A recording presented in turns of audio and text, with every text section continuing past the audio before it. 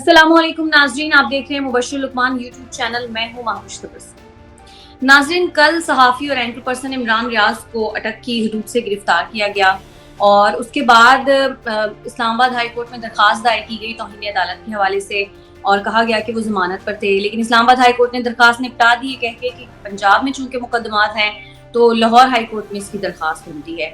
मुबश्शिर साहब, इमरान रियाज को बगावत के मुकदमे में गिरफ्तार किया गया है, आपका क्या कहना है इस हवाले से? देखिए मावेश, पहले तो शुक्रिया। और ये है कि आपको मैं एक बात कहूँ कि इमरान रियाज केस जो है इतना सिंपल नहीं है, इतना ओपन एंड शट केस नहीं है जितना हम लोग समझ रहे हैं।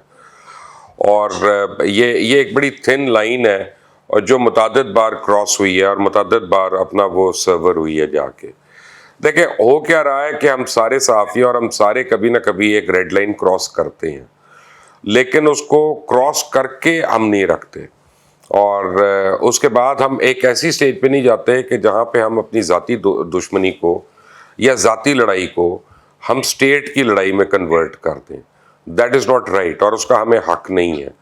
इमरान रियाज से मेरे बड़े अच्छे ताल्लुकात हैं और इनफैक्ट जब वो एक्सप्रेस में क्राइम रिपोर्टर होते थे तो सबसे पहले लखानी साहब को मैंने कहा था, और इमरान रियाज इसकी गवाही देंगे, मैंने उनको कहा था कि इसको एंकर बनाएं, ये अच्छा एंकर बनेगा, और उन्होंने मेरी बात पे अमल किया और इमरान ने कई दफ़ा इस बात का बरमला इजहार भी किया। उसके बाद वक्तन फ़वक्तन मैं उसको कुछ बातें बताता रहता था। देखें, एक तरफ जो है ना आपकी लड़ाई है, एक तरफ आपकी जद्दोजहद है और एक तरफ मुल्क की सलामती है। तीन अलग अलग चीज़ें हैं, उनको अलग अलग पैराहे में लेना चाहिए। अभी कुछ जर्नलिस्ट जो बातें कर रहे हैं कि जी जर्नलिज्म पे हमला हो रहा है, तो वो उस वक्त फौत हो गए थे जब डॉक्टर शाहिद मसूद को कई महीने जेल में रखा हुआ था। उस वक्त उनको बड़ी खुशी हो रही थी जब हामिद मीर को गोलियां लगी थी। उस वक्त उनको बड़ी अच्छा लगा था जब अफसार आलम को किसी ने गोलियां मार दी थी, तो उसको पर्सनल बना दिया कि जी किसी औरत से अफेयर है तो उसका भाई है, उसने मारी आके। यानी ये शर्म भी नहीं आती ना कि एक तो उसके साथ हमदर्दी नहीं करनी, दूसरा उसके ऊपर गलत इल्ज़ाम लगाना। उस वक्त सारे चुप रहे हैं, आज तक नहीं बोला कोई, जब आसमा शराजी को और गरीदा फारूकी को लोगों ने सोशल मीडिया पे बड़ी बैड माउथिंग की। इतनी बैड माउथिंग कि हम अपने बदतरीन, अल्लाह रहम करे, दुश्मन को ना करें, खुदा इसके कि हम खवातीन के ऊपर करें। तो ऐसे बहुत से केसेस हैं। मैं अपने केसेस का तो हवाला ही नहीं दूंगा कि हमारे ऊपर जितनी बारी हुआ है, जितनी बारी हमें मैं आज मैं फिर एक केस जीता हूँ इस्लामाबाद हाई कोर्ट में। मेरा नाम ECL पे डाल दिया था। ये इमरान खान साहब ने जाते जाते हुकूमत में उन्होंने काफ़ी लोगों के नाम ECL पे डाले, तो उनमें मेरा भी नाम डाल दिया था। तो आज मैं इस्लामाबाद हाई कोर्ट से अल्हम्दुलिल्लाह वो केस जीता हूँ। तो बात यह है कि हम सारों को मुश्किलें बर्दाश्त करनी पड़ती हैं, सोबतें बर्दाश्त करनी पड़ती हैं, लेकिन यह है कि हम अपनी रेड लाइंस जो हैं उनको बार बार सर्वर नहीं करते, बार बार उनको ब्रीच नहीं करते और उसको पर्सनलाइज नहीं करते। अगर आप आज मैं चीफ जस्टिस ऑफ पाकिस्तान के नाम से मैं वीलॉग शुरू कर दूं और मैं उनको थ्रेट करना शुरू हो जाऊं कि अगर ये हो गया तो मैं ये कर दूंगा, ये हो गया तो मैं ये कर दूंगा, या किसी सर्विस चीफ को या किसी और को, तो फिर वो ताज़ीरात पाकिस्तान के तहत या आईन पाकिस्तान के तहत प्रोटेक्टेड है उनकी पोजीशंस जो हैं। तो अगर आपको उस आइन के उस हिस्से से आपको एतराज़ है तो आप पार्लियामेंट में लॉबिंग करें और उस हिस्से में तरामीम करा लें ताकि अगली बार आप कर सकें। लेकिन जब तक वो कानून है तो आप फिर कानून तोड़ रहे हैं।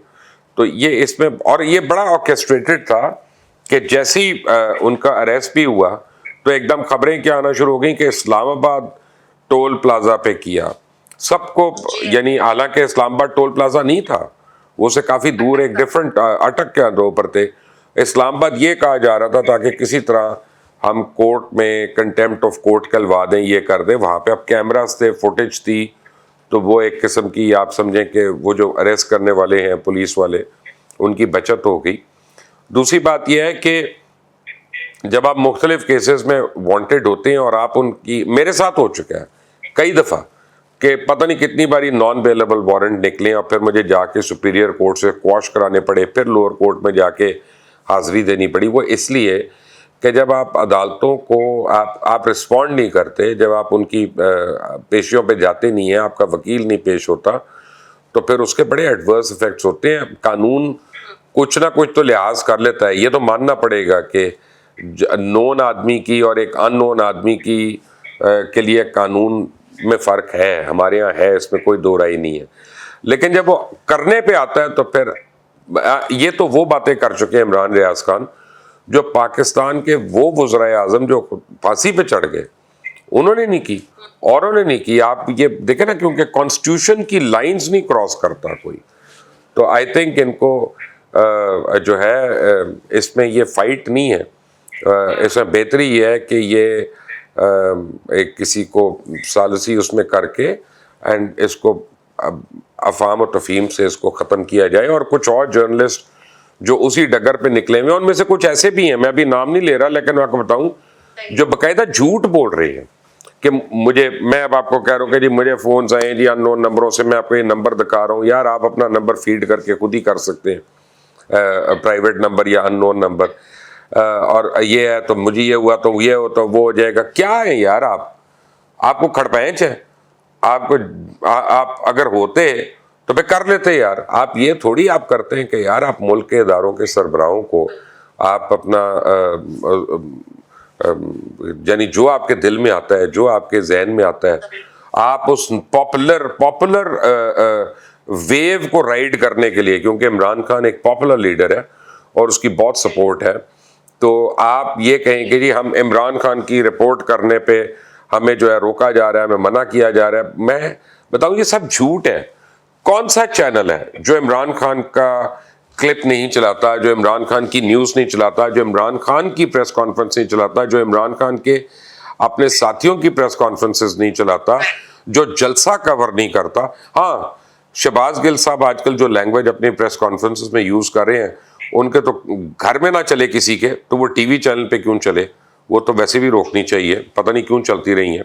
لیکن یہ کہ یہ غلط ایک پروپیگنڈا ہے. ہر جگہ آپ کو ہر اس کی جلسے کا وہ مل رہا ہوتا ہے, اور میں مین اسٹریم میڈیا کی بات کر رہا ہوں, میں سوشل میڈیا کی بات نہیں کر رہا. بالکل ایسا. تو پھر آپ کو جھوٹ بولنے کا کوئی حق بھی نہیں ہے, اور جب آپ بولیں گے تو پھر آپ تیار ہیں, نہیں, ویسے ان کے ٹویٹ سے لگ رہا تھا جیسے وہ ریڈی ہیں اور ان کو پتا تھا کہ ان کی گرفتاری ہو سکتی ہے. بات یہ ہے کہ آپ کو اگر کوئی سمجھاتا ہے تو آپ سمجھتے ہیں کہ اگلا کمزور ہو گیا, تو ایسا تو نہیں ہوتا. اور آپ امریکہ جائیں نا ذرا, آپ وہاں پہ فٹ کانسٹیبل چھوڑ دیں, آپ بڑے پولیس افسر کو, فٹ کانسٹیبل کے ساتھ ذرا زبان درازی کریں صرف, اس کے بعد دیکھیں ہوتا کیا کیا ہے. آپ دبئی چلے جائیں, آپ آسٹریلیا چلے جائیں, یو کے چلے جائیں, آپ ایک یونیفارمڈ آدمی کے ساتھ یا ایک جج کے ساتھ آپ ذرا بد کلامی تو کریں, اور پھر آپ دیکھیں آپ کے ساتھ ہوتا کیا ہے. یہ ہم نے ہی عجیب قسم کی آزادی صحافت اور جمہوریت بنائی ہوئی ہے. آپ امریکہ میں جائیں نا ذرا, میں دیکھتا ہوں انہوں نے گوانتانامو بے بنا دیا تھا اپنی مرضی کے قیدیوں کو ٹارچر کرنے کے لیے, تو ایک بھی این جی او نہیں بولی وہاں پہ, نہ ایک ہیومن رائٹ ایکٹیوسٹ جو ہے وہ ایکٹیویٹ ہوا یا بولا. تو یہ کہنے کی باتیں ہیں. بالکل. اچھا سر, مریم اورنگزیب صاحبہ نے پریس کانفرنس کی اور وہ یہ کہتی ہیں کہ جو سائفر کا معاملہ ہے اور امریکی سازش کا جو کھیل ہے وہ بشرا بی بی کی طرف سے رچایا گیا, اور رانا ثناء اللہ صاحب بھی اسی طرح کی کچھ باتیں کر رہے ہیں. تو اب فرح گوگی کا بھی ذکر آ رہا ہے, تو آپ کو لگتا ہے کہ اب آگے جا کر کوئی کارروائی ہوگی؟ دیکھیں, آپ کو میں ایک بات بتاؤں کہ کچھ باتیں ہوتی ہیں ماوش, ہم بتا سکتے ہیں, ہم پروو نہیں کر سکتے. میرا خیال ہے شاید یہ بھی اسی میں سے ایک ہو. مثلا میں آپ کو بتا سکتا ہوں, اگر فرض کریں آج میری ملاقات ہوئی, میں کہتا ہوں جی میری آج ملاقات ہوئی ماوش سے, بہت مشہور اینکر ہیں, اور وہ یہ کہہ رہی ہیں کہ ہمارا ادارہ جو ہے اس نے ہمیں کہہ دیا ہے کہ دوپٹہ پہن کے نہیں آنا کل سے دفتر میں, اور اب میں بڑی تکلیف میں ہوں, اور یہ ہے وہ ہے. اب یہ بات میں کر سکتا ہوں اور وہ سچ ہوگی, لیکن میں پروو نہیں کر سکتا. کل کو ماوش جو ہے وہ مکر جائے کہ میں نے نہیں کہا ان کو, ٹھیک ہے نا, یہ اس کی مجبوری ہے, اس نے جاب کرنی ہے, تو پھر کیسے ہوگا. تو میرا خیال ہے کہ پی ایم ایل این جو ہے, ویسے ان جنرل میں آپ کو بتاؤں کہ وہ وہی غلطیاں کر رہی ہے جو پاکستان تحریک انصاف غلطیاں کر رہی تھی, اور وہ یہ ہے کہ الزام پہ الزام, روز ایک پریس کانفرنس, روز ایک نیا الزام. پہلے شہزاد اکبر کرتے تھے, فواد چودھری کرتا تھا, شہباز گل کرتے تھے, فیاض الحسن چوہان کرتا تھا, فردوس عاشق افغان کرتی تھیں. تو اب وہ اگر مریم بی بی کر رہی ہیں یا رانا ثناء اللہ صاحب کر رہے ہیں, تو الزام در الزام ہے نا. جس دن کورٹ میں جائیں گے, جس دن ایویڈنس رکھیں گے اور کہیں گے کہ یہ, اور کورٹ مانے گی اس ایویڈنس کو ایویڈنس, تو ہم مان لیں گے کہ بات صحیح ہے. پھر ہاتھ کندن کو آرسی کیا. بالکل. اچھا, تحریک انصاف کے رہنما حلیم عادل شیخ کی گرفتاری بھی عمل میں لائی گئی ہے, تو تحریک انصاف اس کو ہراسانی کا نام دے رہی ہے.